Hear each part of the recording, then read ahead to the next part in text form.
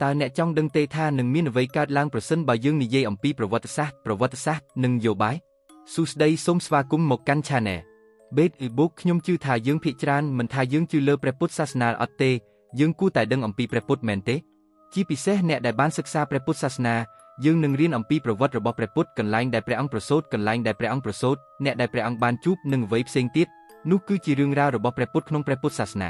ในขนมประพุทธศาสนายึงนิเยอมปีศาสนาระบบยึงโดยนี้บนใต้ขยมจีมนุษย์มันแนะได้โจจิตประวัติศาสตร์ให้จีธรรมดาเนเปได้ขยมกระเล็กเมื่อประวัติศาสตร์ขยมมันเมื่อทามนุษย์มันแนะนี้จีนโรนากวดการเนอนาควดบ้านเทวไว้หนุเตบนใต้ขยมโจจิตเมื่อไว้ได้บ้านการล้างในขนมสมัยกาได้มนุษย์มันแนะนี้การมอกเอาไว้ได้บ้านการล้างหนึ่งอธิประบบวิเตเลกุมนิดหรือสกรรมภิบระบบมนุษย์นุโดยเฉพาะขยมกถาประสินบายึงจ้องพิยิมรีบรอบปีประวัติระบบประพุทธบนใต้ยึงมันรีบรอบวิตามระเบียบได้ยึงศึกษาประพุทธศาสนาเตประสินบายึงปีนิดเมื่อประวัติศาสตร์โดยกระแสพเนกระบบแนบประวัติศาสตร์ตาเนจ้องดังเตทัสธานภิบในสมัยประพุทธอย่างไม่ได้ตาเนนาจีเนมินตาเนนาจีเนกรอตาเนนาทลบชลุจีมวยเนนะให้ตาวีมินตุ่มเนตุ่มนงไว้จีมวยเรื่องราวระบบประพุทธไงนี้ขยมนึงประโมปอลมีนแต่งอ้อนี้มอกปรับเนประสินบาเนเตรียมคลุนสตับเรื่องได้แต่งสบายหนึ่งมินอัตนัยโจยึงเตอสตับเวียขยมจ้องจังโอลบังหางถาเรื่องได้ขยมนึงรีบรอบบนท็อปคือจีเรื่องได้ขยมบ้านสาวจิ๋วขยมบ้านประโมปอลมีนจีจานประพุประบบขยมคือเนื้อขังกราวให้วิจิปอลมีนได้บ้านมกปีเนประวัติศาสตร์ได้บ้านเติมเมิบสตตังในกรณีโบราณสตตังในสมเนจีดาวในขนมสมัยการนิมุยมันเติมตายสมเนขนมประพุทธศาสนาปนอเตปนใต้ก็มีสมเนขนมประพุทธศาสนาสัมสกฤตสมเนระบบจุนจิตจันก็โดยจีสมเนระบบประเทศอินเดียขนมสมัยการนุผ่องได้ให้วีหนึ่งเตอร์บ้ามซ้ำบรรจุคณีเตอร์จีเรื่องราวมวยได้ขยมหนึ่งรีบรอบจูนเนจับปีเปนิเตอร์ขยมมันนิยายท่ากับนายนี้จีกับนายเติมเตอร์เตคลาเนอร์ไตจีกาสันหมดปนใต้วีบไอเลือจุ่มนือทามีนปฏิกาสำคัญโดยนี้ในสมัยนู้โดยเฉพาะวิกูแต่ปะปอดอเรื่องราวในพระพุทธศาสนาโดยนี้ให้ขยมมันแมนกับปุงนิยายท่าประวัติศาสตร์ได้ยังบ้านเรียนในขนมกับนายยงเติมตามพระพุทธศาสนาคือโคนุเตยังเตอร์ปีนิดเมื่อวิดอยไลค์ปีคณีท่ายังกับปุงนิยายอัมปีเรื่องเซงปนใต้จื้อขยมโจตุใบจีวิจีเรื่องเซงก็ดอยเนเปได้ยังสตับเวียยังหนึ่งมีนอารมณ์ทาวิจีเรื่องโดยคณีให้เพราะให้จีมีนเฮดพอและกับบังจิจรานได้ยังบ้านเมอันจังกรุบกรอนให้โจยังโจดอเรื่องจีดำบงเรื่องราวในประวัติศาสตร์พระพุทธศาสนาคือประหายชนำ560บุญโรยมไปมุนสเมนเตนี่มันแมนจีจำนวนปุตประกอบเตปรูวีไอบกบรรจุคณีบานใบบุญชนำหรือไว้มวยโดยนุปนใต้จำนวนสำคัญคือท่าขนมสมัยพระพุทธศาสนาวิคือจีเปเวลีดอกอจารในปิภพโลกมนุษย์จิตเนเปได้มีการพลับโดจิจรานบานการล้างในขนมปิภพโลกระบอบยึงประสินบานเนทลบบานเมื่อประวัติศาสตร์ปิภพโลกมวยปอนลินชนำเนหนึ่งเคยท่าขนมสมัยพระพุทธศาสนามีเรื่องจิจรานบานการล้างปีปรูเนเปนุในปิภพโลกวิคือจียุคสมัยมวยหายท่ายุคสมัยในการกึศวิมีนระยะเปปีประหายประมวยโรยมุนสดอใบโรยมุนโซเนเปนุวิคือจีเปเวลีได้มนุษย์จับดามเฟื่อตามโกกาอย่างหมดจดให้จับดามรู้เนยอย่างทุนทงบมีสถานเพียบสังคมดอสมกสมัยจริงโดยในให้เนเปได้มนุษย์รู้เนยจรานจริงการรู้เรียนมีชีวิตมวยไงมนุษย์จับดามมีนกลุ่มเน็ตโกกาแต่งอ้อในปิภพโลกนี้ได้ยังบานเรียนมันท่าจีโกการะบอโลกขังเล็กหรือโลกขังกาเตเกนิเยทาวิบานการล้างขนมระยะเปตรมแต่ใบโรยชนำปนกปีปรูประสินบายังกระเล็กเมื่อประเทศอินเดียเนเพียขังจึงยังหนึ่งเคยทาวิจิสมัยกาได้มีนพิบจกเจระบบพระพุทธแมนเตขนมสมัยพระพุทธศาสนาเลือกปีนี้มีนมหาวิได้จีตุสนวิจีในพระพุทธศาสนาหรือประสินบายังเตอร์ประเทศเกรกมีนพลาโตหนึ่งปีทากอระแมนเตตุสันวิตูดอกอจ้าได้ยังบ้านนิยายทำไมนี่ปัจจิโลยนะแนแต่งออกเนียประสินบาแนมันต้อนบ้านสตับวีเตส้มเตอร์สตับวีเลือกปีนี้ประสินบายังเตอร์เพียขังการ์ดก็มีนคงจืดได้หรือประสินบายังเตอร์มาชิมบกเนียเนอมาชิมบกเนียแปะมีนอำนาจแมนเตมีนจุนจิตยูดาได้บ้านนิยายท่านี่จีเปเวลีได้จุนจิตยูดากำปงเสียไว้ได้นึ่งวิวัตเตอร์จีประกุมปีสัญญาจ้ายังหนึ่งเคยหนึ่งแนการในปิภพโลกเนเปนุธาวิจิเปเวลีได้ศาสนาตุสันวิจิจีดามมีนประจีปริเพียบคลังอย่างน่าก็ดอยหนึ่งแนการในปิภพโลกเนเปนุยังก็เหมือนดังได้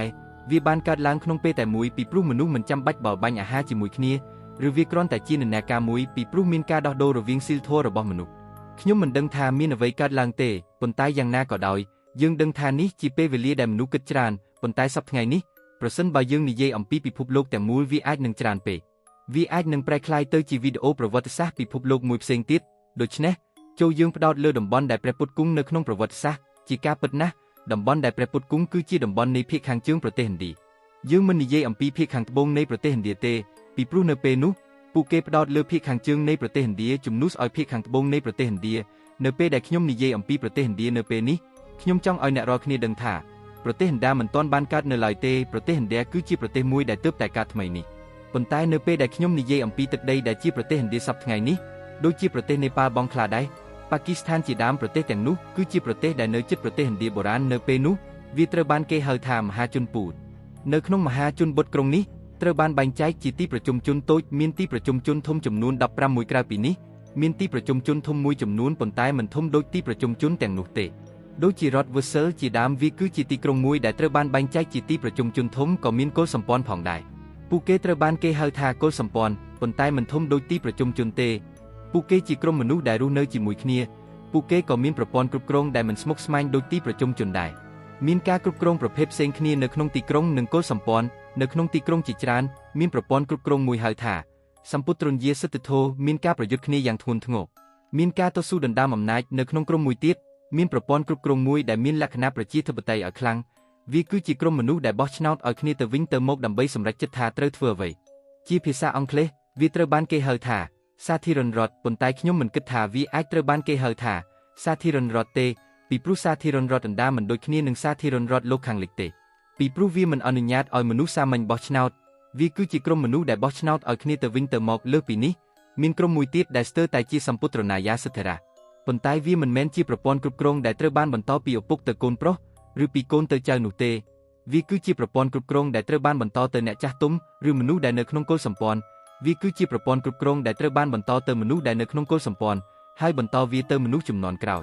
មានអភិបាលកិច្ចប្រភេទផ្សេងគ្នាថ្ងៃនេះខ្ញុំមិននិយាយអំពីខេត្តនិងទីប្រជុំជនតូចចំនួន15មួយទេព្រោះមានច្រើនណាស់ដូច្នេះចូលយើងផ្ដោតលើទីប្រជុំជននិងខេត្តដែលមានទំនាក់ទំនងជាមួយព្រះពុទ្ធទីក្រុងដំបូងមានទំហំធំណាស់វាស្ថិតនៅភាគខាងជើងនៃแม่น้ำ Pongkha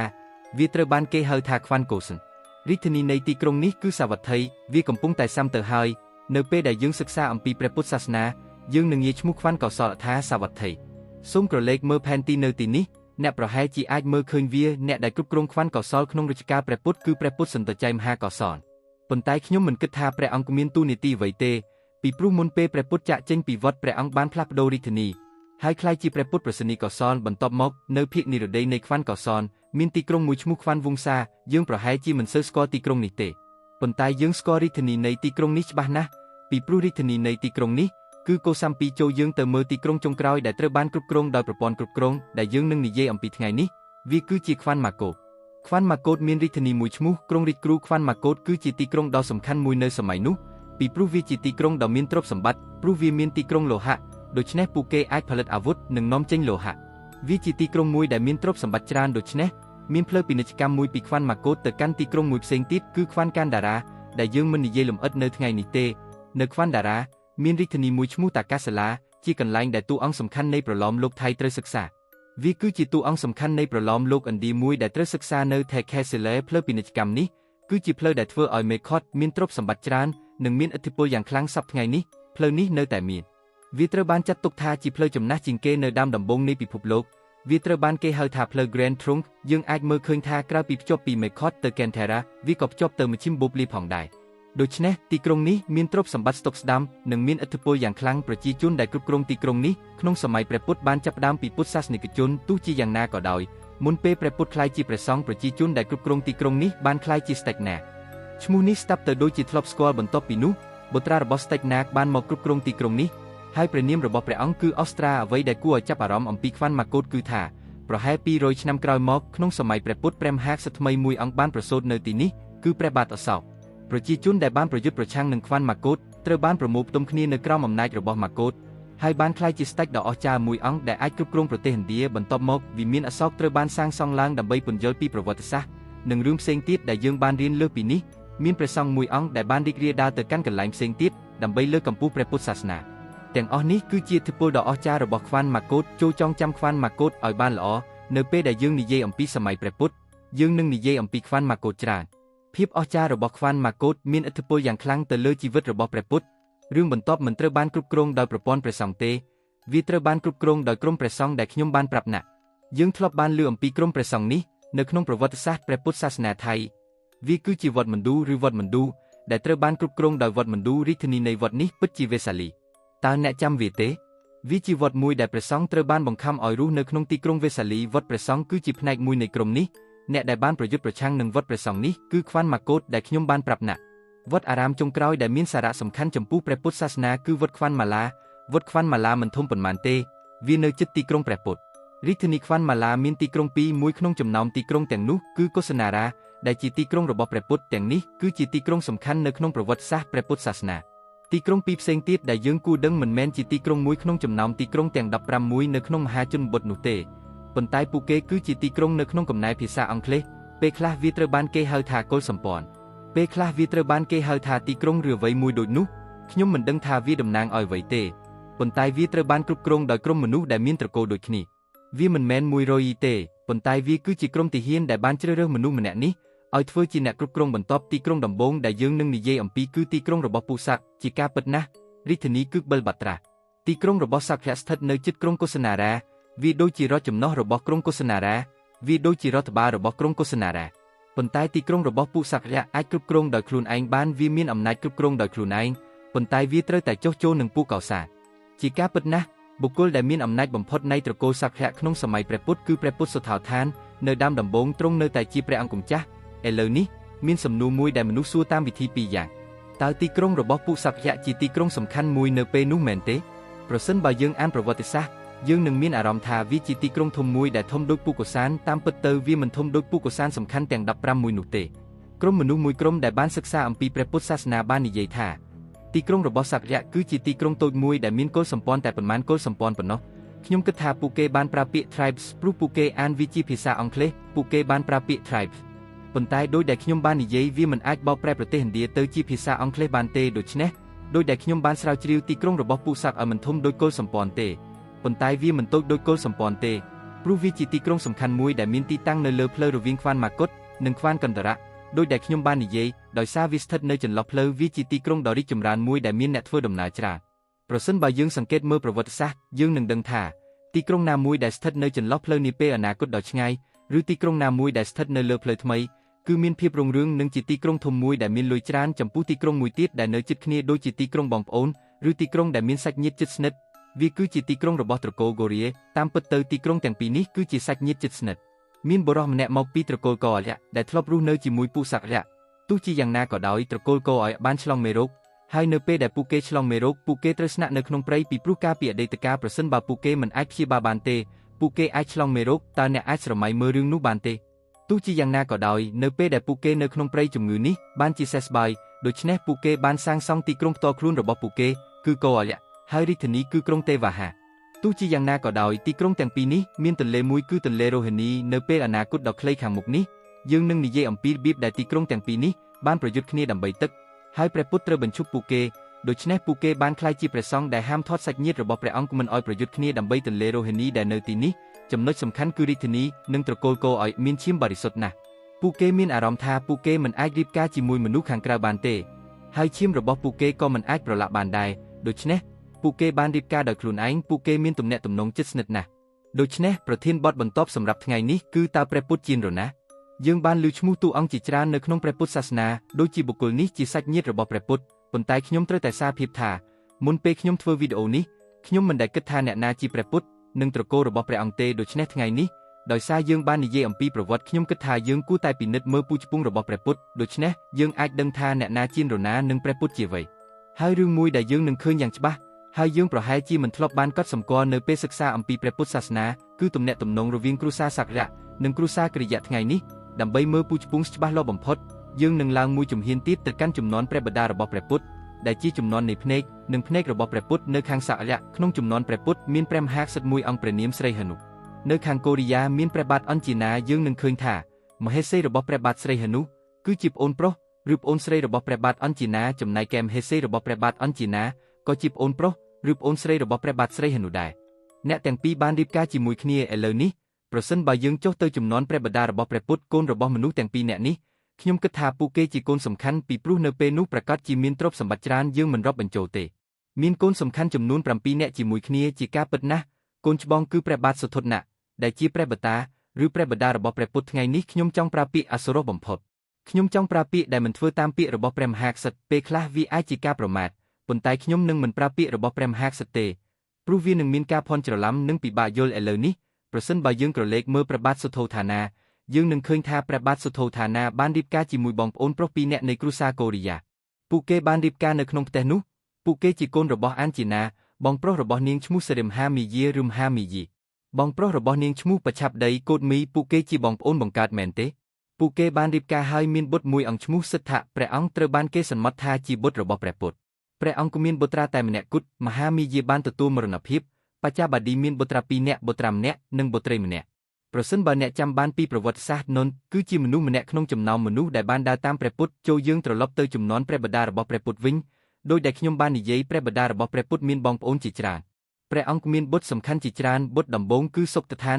នត្រូវបានគេសន្មតថាជាបុត្ររបស់អានន្ទព្រះអានន្ទគឺជាបុត្ររបស់ព្រះអនុជរបស់ព្រះពុទ្ធខ្ញុំនឹងមិនផ្ដោតលើបងប្អូនដទៃទៀតទេខ្ញុំនឹងផ្ដោតលើមនុស្សពីរនាក់ទៀតអមតថាណានាងមានបុត្រមួយអង្គឈ្មោះមហានាមចូលចងចាំឈ្មោះមហានាម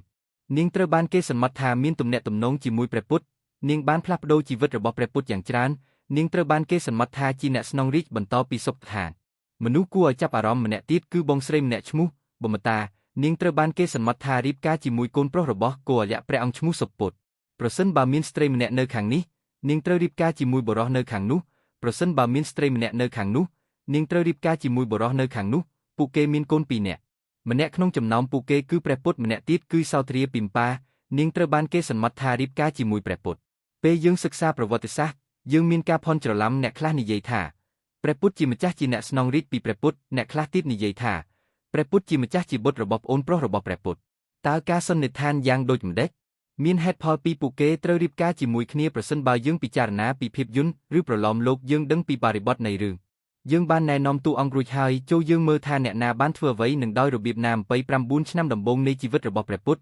ឬអ្នកស្នងរាជពីសុគតៈរឿងនេះបានកើតឡើងនៅបិលវត្ថុខេត្តសក្យាយើងមិនសូវដឹងច្រើនអំពីជីវិតរបស់ព្រះពុទ្ធទេប៉ុន្តែអ្នកប្រវត្តិសាស្ត្រអាចទីបានថាព្រះអង្គគង់ជាព្រះអង្គម្ចាស់នៃគ្រួសារថៃសូព្រះអង្គគង់ជាមួយប្អូនប្រុសម្ដាយតែមួយឬកូនប្រុសរបស់ម្ដាយព្រះអង្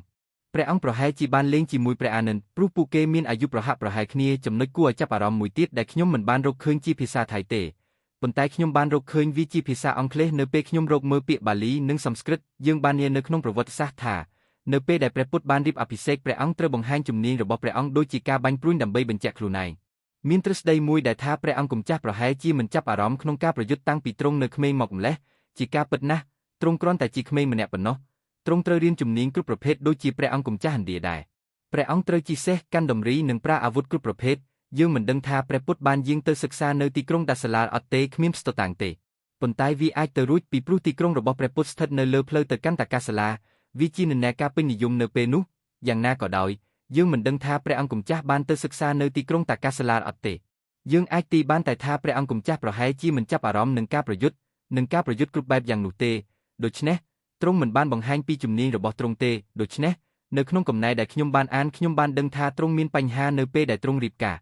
រតាមពិតទៅពិធីមង្គលការរបស់ព្រះអង្គម្ចាស់គឺជាពិធីមង្គលការដែលព្រះអង្គបានគ្រោងទុកជាមុនព្រះអង្គមិនចាំបាច់បង្ហាញជំនាញរបស់ព្រះអង្គដល់ភរិយារបស់ព្រះអង្គទេដូចជាពេលដែលព្រះអង្គរៀបការជាមួយនាងសីតាឬពេលដែលព្រះអង្គរៀបការជាមួយនាងស៊ីយមភោគឬពេលដែលព្រះអង្គរៀបការជាមួយនាងស៊ីយមភោគប៉ុន្តែមូលហេតុដែលព្រះអង្គម្ចាស់ត្រូវបង្ហាញជំនាញរបស់គាត់គឺដោយសារតែពុករបស់កូនក្រមុំដែលត្រូវបានគេសន្មតថាជាកូនប្រសាររបស់គាត់មិនចង់បោះបង់ចោលកូនស្រីរបស់គាត់ទេព្រោះគាត់ជាកូនប្រសារគាត់មិនខ្វល់ពីការត្រូវបានបដិសេធទេវាមិនមែនជារឿងមិនអាចទៅរួចនោះទេគាត់អាចធ្វើវាបានគាត់មិនដែលបង្ហាញជំនាញរបស់គាត់ពីមុនមកទេប៉ុន្តែគាត់គឺជាកូនប្រសារគាត់ត្រូវតែជាកម្ពូលតើអ្នកអាចស្រមៃបានទេដូច្នេះទីក្រុងរបស់ព្រះអង្គម្ចាស់ត្រូវតែធ្វើឲ្យព្រះអង្គម្ចាស់បង្ហាញជំនាញរបស់ទ្រង់ហើយនៅពេលនោះព្រះអង្គម្ចាស់បានបង្ហាញជំនាញរបស់ទ្រង់ថាទ្រង់អាចធ្វើវាបានគាត់គ្រាន់តែមិនចូលចិត្តវាគាត់គ្រាន់តែមិនចង់ធ្វើវាដូច្នេះពួកគេបានរៀបការបន្ទាប់ពីពួកគេរៀបការរួចអ្នកប្រាជ្ញបានវិភាគថាព្រះអង្គម្ចាស់គួរតែរស់នៅជាព្រះអង្គម្ចាស់ទ្រង់អាចមានសម្រស់ស្រស់ស្អាតដូចក្នុងប្រវត្តិសាស្ត្រប៉ុន្តែទ្រង់គួរតែជួយឪពុករបស់ទ្រង់ជំនួសឲ្យព្រះអង្គម្ចាស់ដែលគួរជួយឪពុករបស់ទ្រង់ពីព្រោះកាត់កិច្ចរបស់ព្រះគឺប្រមូលពន្ធនៅក្នុងទីក្រុងរបស់ព្រះអង្គម្ចាស់ហើយពន្ធមួយចំនួនគួរតែត្រូវបានផ្ញើទៅខេត្តកោសលព្រោះវាជារដ្ឋលក់បន្តប៉ុន្តែយើងមិនសូវដឹងអំពីវាទេអ្វីដែលយើងដឹងគឺថាព្រះអង្គម្ចាស់បានរៀបការអស់រយៈពេល13ឆ្នាំមកហើយប៉ុន្តែទ្រង់នៅតែមិនមានបុត្រវាចម្លែកណាស់សម្រាប់សង្គមឥណ្ឌានៅពេលនោះចំពោះអ្នកដែលមិនមានបញ្ហាសុខភាពពួកគេគិតថាហេតុអ្វីបានជាទ្រង់រៀបការយូរម្ល៉េះប៉ុន្តែទ្រង់នៅតែមិនមានបុត្រមនុស្សមួយចំនួនបានវិភាគវាពួកគេបាននិយាយថានៅថ្ងៃដែលព្រះអង្គម្ចាស់សម្រេចចិត្តទៅវត្តយោងទៅតាមប្រវត្តិសាស្ត្រនៅក្នុងកំណែថៃព្រះអង្គម្ចាស់បានទៅវត្តដោយសម្ងាត់នៅពេលយប់មែនទេ ព្រះអង្គមិនបានប្រាប់អ្នកណាហើយក៏មិនបាននិយាយលាអ្នកណាដែរមានតែព្រះចន្ទដែលជាអ្នកនាំសារប៉ុណ្ណោះដែលបានទៅវត្តដើម្បីរៀបរាប់រឿងប៉ុន្តែប្រសិនបើយើងអានកំណាយសំស្ក្រឹតយើងនឹងឃើញថាប្រជាជននៅក្នុងទីក្រុងដឹងថាព្រះអង្គម្ចាស់នឹងទៅវត្តព្រោះព្រះសុទ្ធនៈនិងព្រះមហេសីកូថ្មឹងនៅតែបានបញ្ជូនព្រះអង្គម្ចាស់ចេញពីទីក្រុងព្រះមហេសីកោធិបានយំមានកំណត់ចំណាំមួយនៅទីនេះថាព្រះមហេសីកោធិបានយំដោយសារតែព្រះអង្គម្ចាស់បានចាក់ចេញពីទីក្រុងរួចហើយកំពុងយាងទៅកាន់វត្តចាប់ពីចំណុចនេះអ្នកប្រាជ្ញបានវិភាគពីកំណត់ចំណាំថាព្រះអង្គម្ចាស់ចាប់អារម្មណ៍នឹងភរិយារបស់ព្រះអង្គហើយចាប់អារម្មណ៍នឹងការជែកវែកញែកអំពីគំនិតរបស់ព្រះអង្គវាអាចទៅរួចដែលថាព្រះអង្គម្ចាស់ប្រហែលជាចង់ទៅវត្តយូរហើយប៉ុន្តែព្រះសុទ្ធនៈបានសុំឲ្យទ្រង់គុំទៅវត្តហើយរងចាំសាច់ញាតិរបស់ទ្រង់វិយោងទៅតាមសាសនាហិណ្ឌូដូច្នេះពួកគេបាននិយាយថានេះអាចជាមូលហេតុដែលព្រះអង្គម្ចាស់មានប្រជជនមួយអង្គហើយព្រះនាងក៏ប្រសូតមកបន្ទាប់មកព្រះសុទ្ធនបានប្រទានព្រហ្មចារីដល់ព្រះអង្គម្ចាស់វិញដំណើររបស់ព្រះអង្គម្ចាស់ដែលយើងហៅថាមហាភារតៈបានចាប់ផ្ដើមពីចំណុចនេះមហាភារតៈបានចាក់ចេញពីទីក្រុងសរៈហើយបានឆ្លងកាត់ខ្វានម៉ាន់ឡាយើងអាចមើលឃើញពីផែនទីថាទ្រង់បានយាងទៅកាន់ខ្វានម៉ាន់ឡាបន្ទាប់ពីនោះទ្រង់បានបន្តដំណើររបស់ទ្រង់ដំណើររបស់ព្រះអង្គម្ចាស់មិនមែនជារឿងចៃដន្យទេវាត្រូវបានគេសន្មតថាស្ថិតនៅតាមបណ្ដោយផ្លូវ Great Trunk Road ឬផ្លូវ North Road វាជាផ្លូវដើរទិញអីវ៉ាន់ដែលខ្ញុំតែងតែនិយាយអំពីព្រោះកាលពីអតីតកាលវាមិនដូចជាអ្នកអាចទៅណាបានទេមានផ្លូវនៅគ្រប់ទីកន្លែងតើអ្នកអាចស្រមៃបានទេវាគួរឲ្យខ្លាចណាស់ក្នុងការដើរកាត់ព្រៃព្រះអង្គម្ចាស់គួរតែបានដើរតាមដងផ្លូវទិញអីវ៉ាន់ដែលជាផ្លូវដ៏ពេញនិយមនៅពេលនោះព្រះអង្គម្ចាស់មានបំណងយាងទៅកាន់ខ្វានម៉ាកូតគឺជាទីក្រុងធំមួយមានគ្រូជាច្រើននៅក្នុងខ្វានម៉ាកូតព្រះអង្គម្ចាស់មានបំណងចង់រៀនពីគ្រូទាំងនោះប៉ុន្តែភ្លាមនៅពេលដែលទ្រង់ទៅដល់ខ្វានម៉ាកូតមានភាពវឹកវរយ៉ាងខ្លាំងមនុស្សគ្រប់គ្នាមានការងឿងឆ្ងល់យោងតាមប្រវត្តិសាស្ត្រមានបុរសម្នាក់ដែលមើលទៅដូចជាសត្វមានរាងខ្ពស់ស្រឡះគាត់បានដើរចូលទៅក្នុងទីក្រុងហើយដាស់មនុស្សឲ្យភ្ញាក់មនុស្សបានដឹងថាគាត់ជាអ្នកកាន់ខ្វានម៉ាកូតប៉ុន្តែយោងតាមឯកសារប្រវត្តិសាស្ត្រគេសន្មតថាព្រះអង្គម្ចាស់បានដើរចូលទៅក្នុងទីក្រុងដោយមិនប្រាប់នរណាម្នាក់ឡើយវាជាបញ្ហាបន្តិចព្រះអង្គម្ចាស់មានការងឿងឆ្ងល់ហេតុអ្វីបានជាព្រះអង្គយាងមកទីនេះដូច្នេះព្រះអង្គម្ចាស់ត្រូវយាងចេញទៅសួរថាហេតុអ្វីបានជាព្រះអង្គយាងមកទីនេះនេះជាមូលហេតុដែលបុរសអស្ចារ្យនិងព្រះអង្គម្ចាស់បានជួបគ្នានិងនិយាយគ្នាបុរសអស្ចារ្យបានប្រាប់អារ៉ាថាគាត់មិនបានមកទីនេះដើម្បីធ្វើអ្វីទេគាត់គ្រាន់តែមកទីនេះក្នុងនាមជាភ្ញៀវគាត់មិនបានមកទីនេះក្នុងនាមជាព្រះអង្គម្ចាស់ឬជាព្រះសង្ឃទេដូច្នេះហើយគ្មានអ្វីកើតឡើងទេយោងតាមកំណែប្រវត្តិសាស្ត្រអារ៉ាហ្វបានប្រាប់ព្រះអង្គម្ចាស់ឲ្យត្រឡប់មកវិញហើយបង្រៀនព្រះអង្គនៅពេលដែលព្រះអង្គទទួលបានជោគជ័យបន្ទាប់ពីនោះបុរសដ៏អស្ចារ្យឲ្យបានដើរនិងសិក្សានៅខ្វានម៉ាកូតមិនថាជាពេលដែលព្រះអង្គសិក្សាជាមួយអារបុត្រក្រៀមកោតឬពេលដែលព្រះអង្គសិក្សាជាមួយយុទ្ធតាបុត្ររាមបុត្រឬពេលដែលព្រះអង្គសិក្សាជាមួយបំភិនធុការីរិយាទេមហាបុរសបានដើរលេងក្នុងខ្វានម៉ាកូតបន្ទាប់ពី6ឆ្នាំមហាបុរសបានមកដល់ខ្វានម៉ាកូតប៉ុន្តែវាមិនមែនជារាជធានីដោយក្រុងរាជគ្រឹះទេវានៅជុំវិញតំបន់បរិមូតបុរសដ៏អស្ចារ្យឲ្យបានធ្វើដំណើរទៅកាន់ព្រៃស៊ីបាត់នំរីកាតយ៉ាវ៉ាន់ព្រៃនេះមានទីតាំងស្ថិតនៅចន្លោះខ្វានម៉ាកូតនិងខ្វានកោសលចំណុចសំខាន់គឺថាអ្នកប្រវត្តិសាស្ត្រជឿថាតំបន់ស៊ីបាត់ម៉ារីកយ៉ាវ៉ាន់គឺជាតំបន់ខ្វានកោសលមិនមែនជាតំបន់ខ្វានមរកតទេប៉ុន្តែនៅពេលដែលព្រះមហាបុរសយាងទៅសម្ដែងនៅបរិមូតទេហិនតំបន់ខ្វានមរកគួរតែស្ថិតនៅក្នុងតំបន់ខ្វានមរកតពីព្រោះខ្វានមរកនិងខ្វានមរកតស្ថិតនៅជិតគ្នាខ្វានម៉ាកូតមានព្រះមហាក្សត្រមួយអង្គព្រះនាមពិមពិសានចំណែកឯខ្វានកោសលមានព្រះមហាក្សត្រមួយអង្គព្រះនាមបសិនធីកោសលភាគីទាំងពីរមានបងប្អូនស្រីបានរៀបការហើយប្អូនស្រីរបស់បសិនធីកោសលបានរៀបការជាមួយពិមពិសានប្អូនស្រីរបស់ពិមពិសានបានរៀបការជាមួយបសិនធីកោសលពេលពួកគេរៀបការបសិនធីកោសលបានប្រគល់ដីនោះទៅឲ្យពិមពិសានជាថ្លៃបណ្ណាការសូមចងចាំរឿងនេះវានឹងត្រូវបានពន្យល់នៅពេលក្រោយបន្ទាប់ពីនោះបុរសដ៏អស្ចារ្យឲ្យបានបង្ហាញសាសនារបស់គាត់មួយរយៈ